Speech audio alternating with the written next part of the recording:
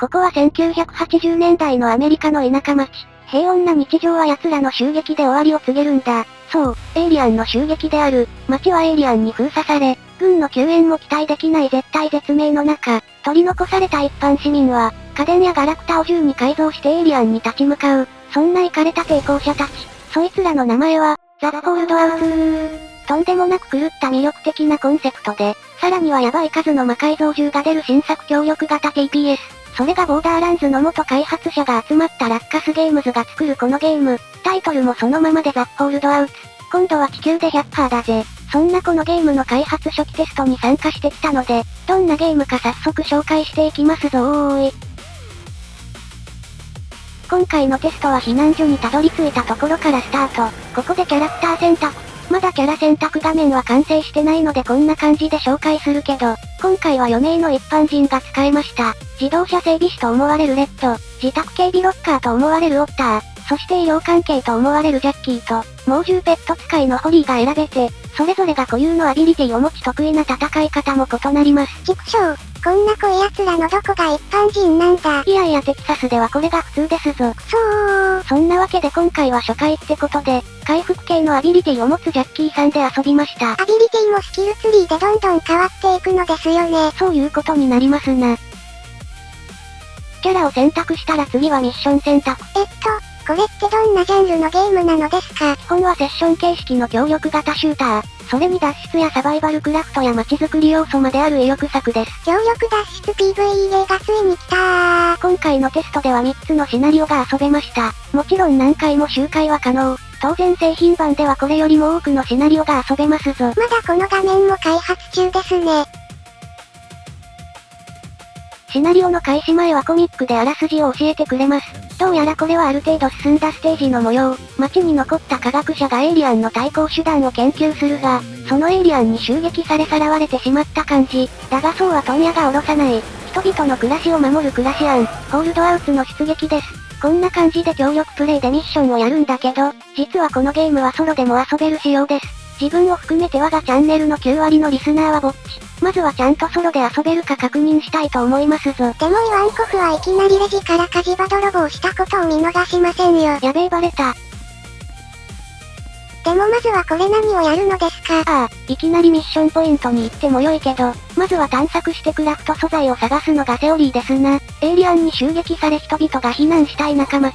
ここには人類はホールドアウツしかいません。ここで登場刑法37条。緊急避難だから生きるために店のものは使いたい放題ですぞ。レジの現金は避難に必要ねえだろクソがー。こんな感じに様々な店で銃にクラフトできる商品を拝借していくのですな。よし、個人経営の金物店から芝刈り機をゲットしたぞ。これでどんな武器が作れるか楽しみですぞ。うわーん、個人経営の店で万引きとか重罪ですよ。もうこれだけでも十分に命を刈り取る造形してるけど、まだまだ部品が足りない。さあ君も車上荒らしを決めて銃の部品をゲットしましょう。大丈夫。刑法37条が君を守ってくれますぞ。絶対嘘だろ。質問来てたでアトムに相談するからな。結論、レジの金を盗むのは割と犯罪です普通のサバイバルクラフトでは斧やツルハシデキなどの素材をゲットするけど、このゲームは違います。銃で基本素材もゲットしていくのです。畜生、銃が万能ツールとか間違いなくあの系譜を感じるぜ。やべえ、木材パレットを撃ったらボンベに引火したぞ。ここは避難だ緊急避難。ドカーン。やったぜ、一気に木材がスポーンしました。素材を大量にゲットですぞ。何これクソ面白いですね。このゲームには芝刈り機やレンジなどの家電製品、コンポーネント素材と、木や鉄や石などの基本素材があり、それらの組み合わせで銃を作ります。石素材は建設現場に多くありましたな。マジかよショットガンで掘るのかよー。これが新世代の採掘方法ですな。でもこんな都会に鉄の鉱石とかあるのですかね。いや鉄はありまくるぞ。僕らがよく見かける車たち。もはやこれは鉄の塊ですな。超法規的措置を盾にしてどんどん車を掘るのですぞ。そんな鉄の美味しい採取ポイントはカーショップです。エイリアンに侵略された世紀末ではスーパーカーに価値はなし。ポルシェもアウディも遠慮なくぶっ壊すんだ。車が誘爆して大量の鉄素材をゲットできますぞ。畜生、こいつら地球でも100%してやがる。ぐへへへへへへへ。基本素材は自動的に拾ってくれるので楽ですぞ。そんな感じでセミオープンワールドで物色してたらエイリアンに気がつかれた。暗い目つぶし射撃。懐中電灯を魔改造した銃で雑魚エイリアンを撃破。雑魚エイリアンが逃げていきましたよ。だが絶対に逃がさない。目つぶしレーザーだオラー。弱点の目に当てれば3倍クリティカル。そしてエイリアンはエイリアン素材を落とします。これもクラフト素材になってクラフト12個性が追加されますな。その勢いで鉄塔に登り周囲を索敵。テンプレートな UFO が見えますね。あれがミッションポイントになるので早速行きますぞ。さすが一般人、落下ダメージも皆無ですな。テキサス人の足腰やばいですね。本場のバーベキューは肉体を磨き上げる。細部のリアリティのこだわりがすごいゲームですぞ。さあたどり着いたぜ最初のミッションポイント。教会ですね。教会といえばお墓があるぜ。もちろん墓荒らしでもクラフト素材をゲットできるぞ。この罰当たりめそんな教会はエイリアンの触手で入り口が封鎖。この目玉を潰せば触手が消えて入れるようになります。さあ待ってろ民間人。今すぐ助けに行くぞ。だが教会の中はエイリアンが待ち伏せしてた。ソルジャータイプのエイリアンですね。やべえ、毒液をかけられたぞ。あの冬の味噌エイリアンの攻撃か。突撃エイリアンも迫ってきてる。アビリティ発動。ジャッキーのアビリティはドーム型回復。スキルポイントの割り振りでクリティカル率とか上げれる強いアビリティですな。それじゃあエイリアンを倒したので教会を探索しますぞ。そんな教会には秘密の地下室がありました。エイリアンが待ち構えてますね。まずは装甲をぶっ壊して、その後は光を当てて目つぶし射撃。オラー。汚い。さすが人類汚い。この光は敵を弱体化させる効果があるけど、もうがっつり触手に捕まってる民間人を見つけましたな。めっちゃ声が生々しいですね。触手を辿っていくとそこには目玉エイリアン。オラー。こいつを潰せば触手は消えます。さあ民間人、助けた我を崇めるが良いですぞ。もうホールドアウツをガン無視で逃げていきますね。畜生、なんという助けがいがない奴らなんだ。あのバリアのお味噌は触れると大ダメージ。逃走経路の邪魔になるので先に潰しておきましょう。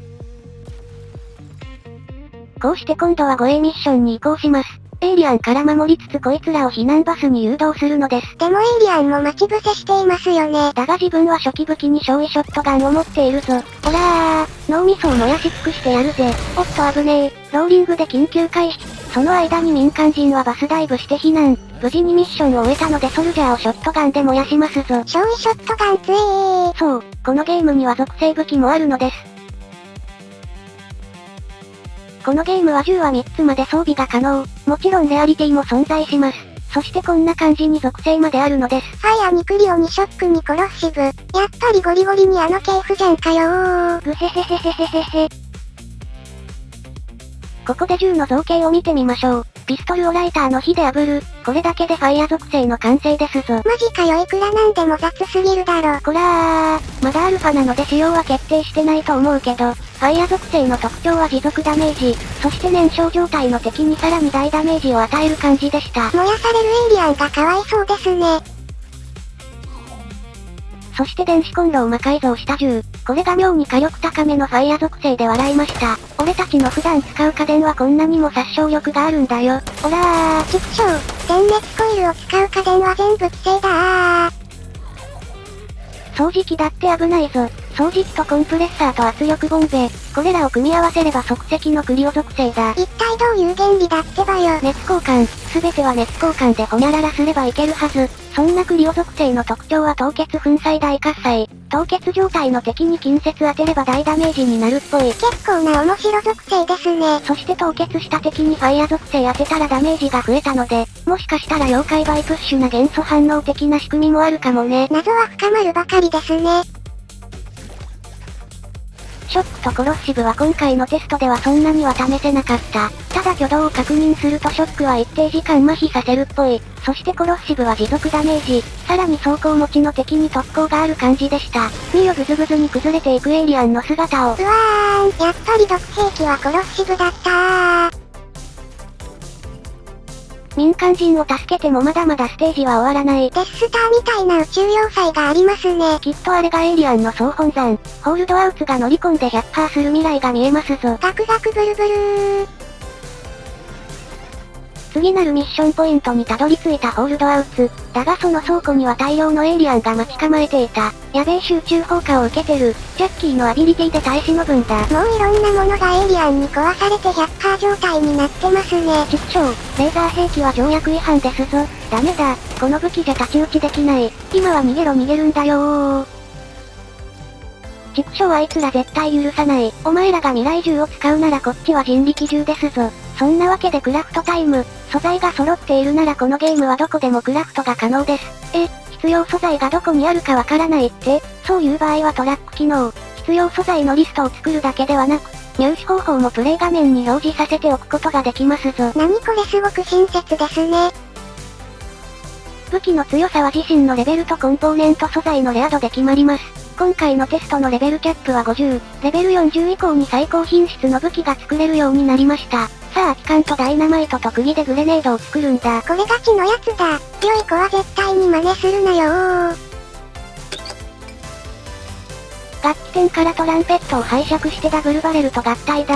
オラー。はいこれでラッパ銃の完成ですぞ。何その音楽を冒涜した改造。とんでもなく横に拡散するショットガンだけど、至近距離で使った時の威力は絶大。さらにリロードすれば音楽を奏でますぞ。謎のこだわりがすごいですね。今回のテストではショットガンがすげえ強かった。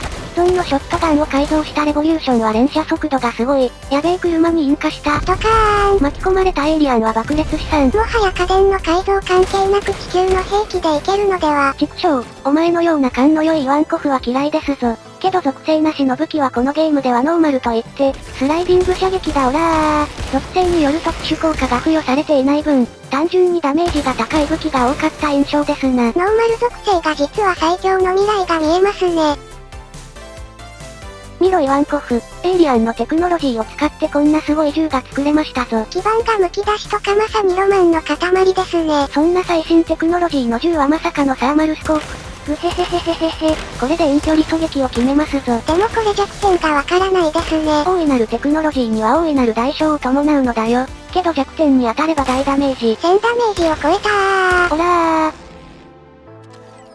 もちろん普通のスコープの銃もありますぞ。ご家庭にある双眼鏡をくっつければスナイパーライフルです。ゴルゴが助走をつけて殴ってきそうな銃ですね。畜生、これどうやって覗いているんだよ。それでも1000ダメージを超えるのかー。人類のテクノロジーも捨てたものじゃありませんな。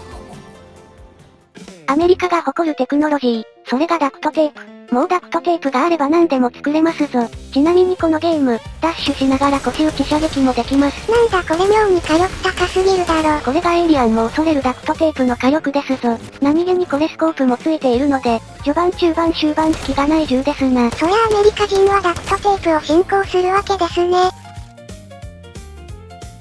今回一番単発火力が高いのはこの銃でした。どんなすごいテクノロジーの銃なのですか？ネイルガンにカセットガスボンベをつけた即席銃です。ローテクじゃねえかよクソだー。やはり釘打ち銃はハイテクノロジーも凌駕する。こいつらアパラチアでもやっていけそうなクラフト力ですね。ゼータ星人もびっくりですぞ。さらに古代のテクノロジーだって使えます。もはやオーノーと叫びながら斧で殴った方が早いレベル。畜生、DIY オノバリスタ舐めるなよ。オーノーと叫べやオラー。やべえ全然強くない。ダクトテープが足りなかったかー。もう一回チャンスをくれるんだ。斧舐めるなオラー。マジでこれ全然強くないですね。ひえーお助けー。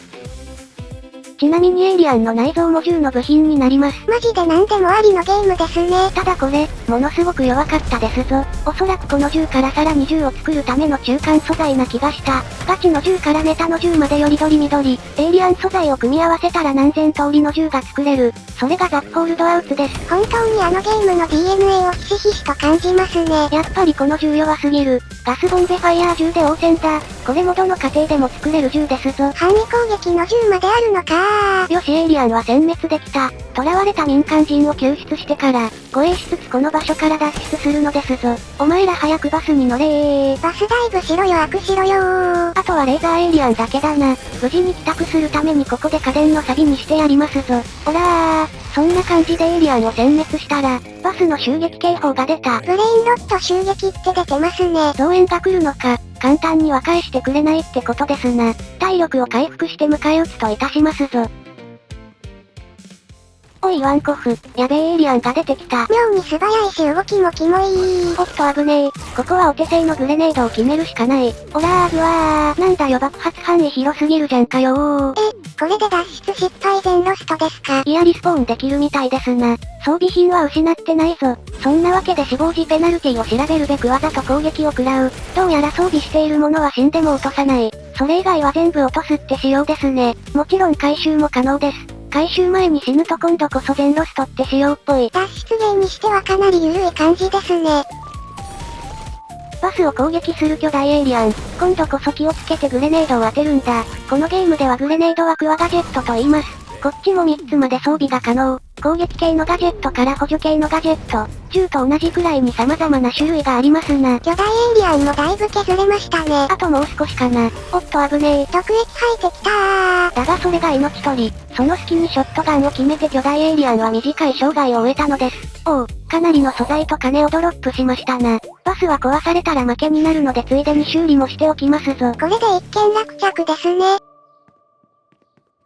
襲撃者も撃退して休憩タイム。ここでバスのスタッシュに荷物を預けておきましょう。インベントリは有限です。ここに預ければインベントリの空きができる。これでまだまだ探索ができるってことですね。そういうことになりますな。残すミッションポイントはただ一つ。ここで実はこのシナリオは時間制限があります。残り10分って出てますね。もちろん民間人をほったらかしで脱出もできるけど、次なるシナリオに進むためにここは全員救出を決めたい。ということで最後のミッションポイント、スケートリンク場にやってきましたぞ。市民の憩いの場所であったスケートリンク場。今ではここはエイリアンの憩いの場所になっています。畜生、エイリアンが遊んでやがる。やばいな数が多いな。公衆電話からお金を盗みつつ作戦を考えますぞ。このゲス野郎。畜生、あいつらお互いにバフをかけてやがる。科学力では勝っているエイリアンだが、人類にはこういう状況で長年使われてきた知恵があるのだよ。さあ来いや、これが TPS 視点を利用した門町ですぞ。ほらー。汚い。さすが人類汚い。門町こそが宇宙に誇る地球の文化遺産。そんな文化は滅んでしまえ。いてー、やべえ毒液ぶっかけられた。兵所での毒液は危険すぎますぞ。だが俺たちはハンバーガーを持っている。アメリカ人はハンバーガーで回復するのは世界の常識。このゲームでのスキムパックみたいなもの、ビルドによってはハンバーガーでバフを得たり得なかったり、このゲームの最重要アイテムでもありますな。畜生どこまでもテキサスなゲームだぜー。やべえ残り時間が5分を切った。でもなんだろう、ロッカーを見ると無性に開けたくなるんだよ。ロッカーがあると開けたくなるのは抗えないゲーマーの差がですね。何が出るかなー。そんなわけで最後の民間人の救出に成功。急げ、もう時間がないぞ。乳酸大噴出で全力ダッシュを決めるんだ。エイリアンが全力ダッシュしてますよ。おらー、お前らこんなところでもたもたするんじゃない。急げ、急がないと撃つぞ。おらー。こらー、民間人をいじめるなー。もちろんこいつらも普通に死ぬけど、ジャッキーのアビリティで回復できるので誤射し放題ですぞ。クソだー。当然待ち構えるのはエイリアンの軍勢。グレネードを投げて速攻を決めるんだ。脳みそエイリアンがすげーぶっ飛び方しましたね。そして最後の増援が来た。おらー、ソルジャーのお供についているのはノータとミソコの出来たてカップル。こいつらは仲間意識が強くお互いをヒールし合うんだよ。でも風さんのグレで民間人が炎上したのを見逃しませんよ。しかし瀕死で脱出は成功。残すはこのブレインカップルのみとなった。ヒールされたらマジで硬い。ここは汚物を100%するしかない。こうして農薬散布機を改造した火炎放射器でカップルを熱々にして、残りは1分を切ったが脱出できそうだ。街に降り立ち指定ミッションをやりつつ探索して脱出する。これがこのゲームの基本的な流れになりますぞ。街の半分はぶっ壊したけど民間人は全員救出。これは絶対に A 判定をもらえるでしょう。残念 D 判定でしたー。なんでだよクソがー。ミッション判定によってもらえる経験値が変わってきます。そしてシナリオをクリアすると避難所に戻り、次なるシナリオが解放されるので準備してまた出撃するのですな。これはかなりわかりやすいゲームループですね。次なる出撃の前にまずやること、それは集めた物資をスタッシュに預けることです。このスタッシュ画面は現在は開発中の仮 UI、正式版ではより整理しやすい感じになるらしいですぞ。テスト版は最低限の機能しかなかったですね。ミッションをクリアしてレベルが上がればスキルポイントをもらえます。同じキャラでもビルドによってはもう別物になるのがホールドアウツ。謎ゲーコミョのマイフレンズに攻撃的ジャッキーと回復的ジャッキーを作ってもらったよ。回復的ジャッキーのドームの範囲が凄まじいですね。回復特化にすればかなりの時間ドームが消えません。攻撃特化にすればクリダメ上げたり、自分の体力を参照したコロッシブダメージを当てることができますな。まだスキルツリーは完成してないので見せられないけど、テスト版では6項目のスキルツリーがありました。今回はキャラクター以外のスキルツリーの内容は共通。もちろんスキルポイントはリセットできます。だから様々なビルドを試すことができますぞ。ここで他のキャラのアビリティも見てみましょう。整備士っぽいレッドのアビリティは突進。近接系に特化したキャラクターを作れる感じでした。アビリティでファイアダメージも当てることもできますな。各々に得意な属性があるのかおそらくアタッカー枠になりそうなロッカーのオッター。当然アビリティは音圧攻撃です。この時代でも100億%壁ドンされそうなデジベルを出し、さらには動きながらあらゆるものを粉砕可能。成長すればショック属性も扱うこともできますな。めちゃくちゃ迷惑なロッカーですね。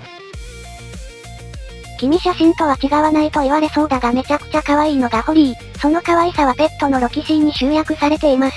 このペットがオートでエイリアンを襲撃しますぞ。そして成長すればクリオ属性攻撃までします。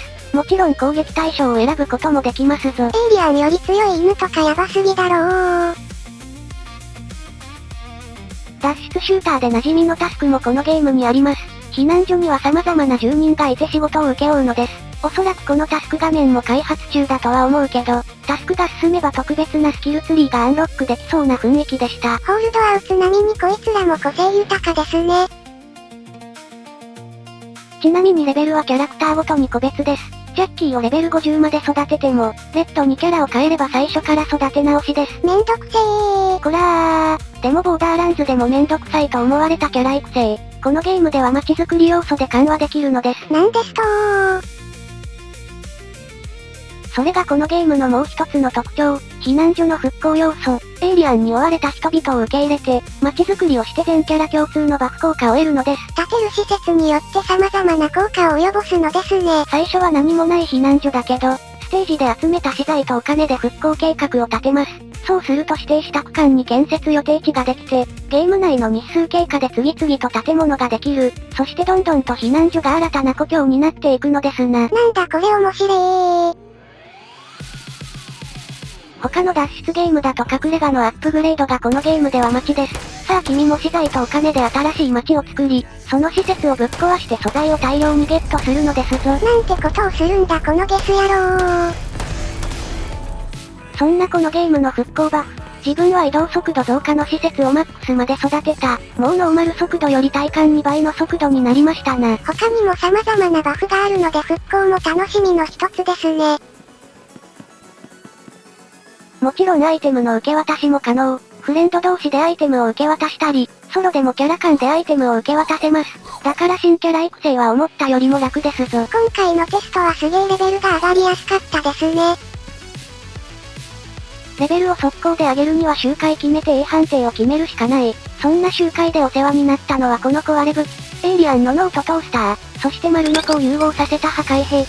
その名もホーミングトースター。さあマルチで全員にホーミングトースターを持たせて月周回を決めてやりますぞ。うわー、エイリアン逃げて超逃げてー。そんなわけで今度は民間人をチームで救出だぜ。どんな作戦で行くのですか？このゲームは進行ルートは自由。おそらくクリア時間が評価に影響しそうなので、マルチだけど分散して救出する作戦に出るんだよ。割と普通の作戦ですね。地滑り移動で少しでもタイムを削りますぞ。さあもう着いたぜ日曜協会。エイリアンだオラー。なんだその武器ワンパンかよー。これがホーミングスライサーの恐ろしさ。フレンズもミッションポイントに到着したみたいですな。エイリアンの脳波で丸の子飛ばすこの武器。地面に当てれば強弾して敵へ誘導します。そしてその強弾の数でダメージアップ。苦労した怪物エイリアンも瞬殺ですぞ。なんだこれダントツ壊れ武器かよ。これがアルファテストってやつですぞ。そんな勢いで秘密の地下室にまた潜入。オラー、待ち構えるエイリアンを同胞の脳波で。ジェノサイド。さああとはこいつらを救出するだけですぞ。すげー手慣れた作業ですね。さあお前らもたもたするな急ぐんだ。おらー。やめろお前また民間人をいじめるなー。いいや限界だ。やるね。おらー。民間人が死んだ。この人でなしー。ぐへへへへへ。これで良いのです。おらー。畜生、なんでこんなことするんだよ。思い出せイワンコフ。こいつらの足の遅さを。こんなのに付き合ってたら大いなるタイムロス。だったら助けて虐殺 RTA して一人でダッシュで脱出した方が早いですぞ。風さんにワンコフ気が狂いそう。これはすごく教育に良さそうなゲームですな。どうやらこのシナリオ、2つのミッションをクリアすると襲撃イベントが始まるみたい。虐殺を終えて待ち構えるフレンズ。間一髪間に合った自分。そしてスポーンした瞬間に死ぬエイリアン。もうこのイベントをクリアすれば終わりですぞ。まだ5分経ってねえよ。早すぎるだろー。ただ一つだけ注意点があります。このシナリオは捕まった科学者を救出して、そして次のシナリオで対エイリアン兵器を作るための前座パート。だから科学者1人は救出しないと F 判定になりますな。このマップには科学者は3人います。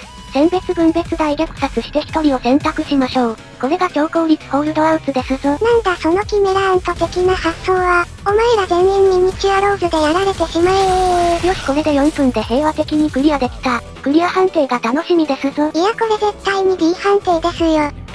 嘘だろマジかよ。やったぜ A 判定。XP がすごくもらえた。やはり超法規的措置なこの作戦が最適解ですな。うわー民間人逃げて超逃げてー。次は対エイリアン兵器のパーツを作るシナリオ。だがそのパーツの設計図はフロッピーの中にある。というか今の若者にフロッピーって通じますかね。もう生産中止から15年くらい経過したオーパーツ。昔は1メガの記憶媒体にゲームが入っていたんだよ。次は光学ディスクが生産中止になるかもですね。時代の移り変わりが激しすぎますぞ。そんなこのシナリオはまずはフロッピーの隠し場所を探すこと。どこにあるかわからないので探知機を修理して調査するんだね。修理部品を探しに民家を荒らすのがこのシナリオのメインだけど、あらかじめ部品を持ち込んでシナリオを開始するとすごく時短になりますぞ。めちゃくちゃやり込んでて草ですー。よし隠し場所もわかった。みんなで向かいますぞ。畜生科学者の野郎。なんで人類の切り札を隠すんだ。そりゃ切り札がなくなったらお前らに消されるからですよ。人聞きの悪いことを言うなし。我らは地獄からの使者。正義の味方のホールドアウツですぞ。あいつどこに隠したんだ。ここか、ここなのか。ありましたね。手間かけさせやがって。絶対許さないからな。科学者も逃げて超逃げてー。その勢いで次なる目的地は工場。我が敷地のごとく猛ダッシュで侵入するんだ。その工場には謎のファブリケーターがあるので、フロッピーを入れて対エイリアン兵器のパーツを作るのです。だが当然エイリアンが邪魔してくる。ここでこのシナリオの肝パート、ウェーブ制バトルの開始です。マジで大量のエイリアンがファブリケーターをぶっ壊しにやってくる。ソロで普通に攻略したら結構大変でしたな。最初は火力が高い銃がなかったですからね。だからガジェットを有効活用したよ。特にラジカセデコイはかなり使えました。さらに連射ショットガンもかなり使えた。これだけ拡散すると逆に範囲攻撃できて強いですぞ。このゲーム、意外と拡散値強めでしたね。スキルツリーに拡散を抑える項目もありましたな。しかし我らはソールドアウツ、すでに対エイリアン兵器は持っているぞ。生まれた瞬間にトースターの丸ノコで切り刻んでやるのです。このゲス野郎。そんな勢いでウェーブバトルを楽々クリア。さあ対エイリアン兵器を持ち帰り、ついにここから人類の反撃が始まるのですぞ。むしろこんな兵器がなくとも十分反撃できていますよね。ちなみにこのエリア、前のシナリオと同じマップと思いきや違います。シナリオごとにマップも色々変わるゲームですぞ。遊ぶたびに天候や時間も変化つけてきますよね。だがエイリアンも黙ってはいないぞ。今回遊べた最後のシナリオ8。ここでエイリアンは町内会を殲滅するため巨大兵器を出してきます。さあこのアルファテスト、最後の戦いの開始ですぞ。シナリオ8ではエイリアンはジャイアントロボを製造してきます。この燃料運搬ロボが製造地点に行くと負け、どんどんボスのジャイアントロボが強化されます。だから燃料を運搬させないために妨害するのがこのシナリオのルール。だが運搬ロボには必ず護衛がつきます。この護衛が結構厄介なのもこのシナリオの特徴ですな。尋常じゃない数のソルジャー型のエイリアンがいましたね。何をすればクリアなのか、それはエイリアンの採掘マシンをぶっ壊して燃料を横取りすること。時間以内に指定数集めれば OK。でも時間超過すればジャイアントロボが超強化されますな。それでもここもソロクリアは可能ですね。そんな割と硬い採掘マシーンの弱点、それが楽器を改造したラッパ銃。くっついて撃てばワンパンで壊せますぞ。アホみたいな拡散が逆にメリットになったのかこのアホ拡散は敵の施設を壊すためだったのですな。もう速攻で採掘機を破壊して残りは一つ。透明化で隠れたソルジャーを切り刻み、あとは採掘機を壊せば終わりと思いきやこれは罠。そう、全部壊しちゃうと燃料を集めるのにすごく苦労するのです。開発者もこんなプレイするとは思ってないだろうな本来は時間内に全部壊せない数の採掘マシーンがあるからね。残り一つの採掘マシーンに燃料を掘らせ、運搬マシーンに渡した瞬間にぶっ壊す。これを繰り返してノルマを達成しましたぞ。マジでクソみたいなプレイですね。なんですとー。燃料を全部集めればボスのジャイアントロボがスポーン。これ初見撃破はすげー苦労しましたな。弱点は頭と肩です。脳の部分を狙うのですね。凄まじい範囲攻撃をしてホールドアウトを追い詰めていきますぞ。やべえフレンズがダウンした。諦めるなよ頑張れもっと頑張れ。うわーやめてくれー。やったぜエイリアンもっと頑張れー。ちくしょう。蘇生あるかワンチャンあるか。優しい。このジャッキーの野郎、医療関係者みたいなことするないやはやジャッキーはパーティーに必須な気はしますな。そんな感じで最初はしっかり協力プレイしてたけど、慣れてくれば普通のプレイでこれもソロ討伐可能ですぞ。人数による難易度調整もしっかりありましたね。だがみんなは見たいだろ。普通じゃないソールドアウトの戦いを、このボス戦のゲスポジはここです。そう、屋根の上です。もうここに来たら安全完全超無敵。理由は簡単、奴の攻撃はここまで届かない。あとは撃ち下ろしそうで瞬殺ですぞ。このテスターの鏡がクソだー。ミロボスからドロップする戦利品の数々を。ここにもボーダーランズの DNA を感じますね。やったぜホーミング層のレジェンド部品がドロップ。これでさらに強化ができますな。うわーん、生きとしいけるものみな逃げてー。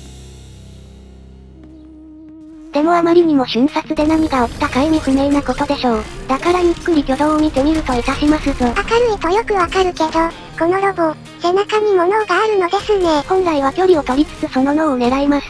そして思い出してほしい、ホーミング層の使用を。確か反射すればするほどダメージアップでしたっけ？そう、そしてこのロボは無敵部位がある。そこに当てればとんでもない数の反射をして、少し動いた時にいい感じの部位に当たり、定山極まってすげえダメージが出るのです。いわば作詞作に溺れるって感じですな。多分用法が違うと思います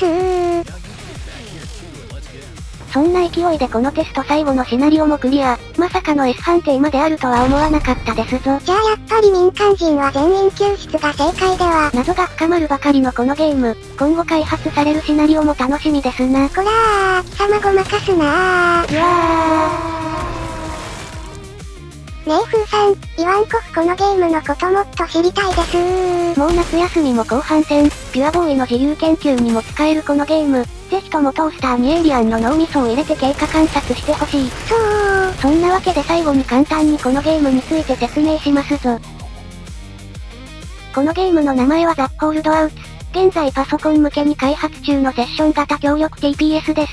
コンソール版はまだ正式発表されておらずリリース日も未定です。無料ではなく有料タイトルになり日本語にも対応予定。マジで水面下で開発されている謎ゲーです。よくそんなゲームを掘り出してきましたね。もうコンセプトに一目惚れしたので、自ら開発者に接触し動画を作らせていただきました。多数確認事項もあったのでこの動画の制作時間は1ヶ月ですぞ。お前こんなことばかりしてるから更新遅くて生活が苦しいんだ。もっとイワンコフをいたわる活動をしろー。うるせえ無償でエンディを支援するのは我がチャンネルのポリシーですぞ。うにゃー。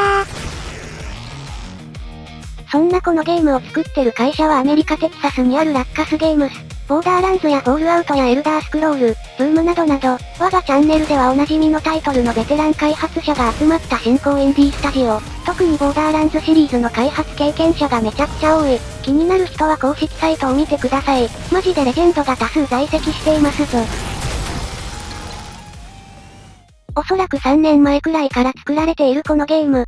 遊んだ感想は第一印象よりもはるかに中身が強い。まず狂った銃の数々がネタゲーを彷彿させるが、資源を持ち帰り新しい武器を作り実戦で試す。そしてホームタウンを復興させて周回してキャラをどんどん強くする。砂漠ら白すら脱出街づくり。この全部が一本のループとして気持ちよく繋がっています。遊べば遊ぶほどネタじゃなくしっかりしたゲームとわかりましたね。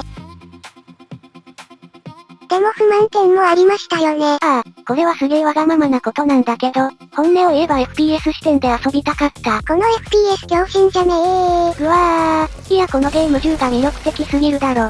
少し前に何でもリロードするおっさんがすげえ話題になったよね。トースターや掃除機を FPS 視点でリロードする人ですね。みんなそういうゲームを遊びたいと思ったはず。そしてこのゲームの銃はそれに一番近い。だから FPS 視点なら絶対バズると思ったんですよ。お前が見たいだけだろがー。やべえバレた。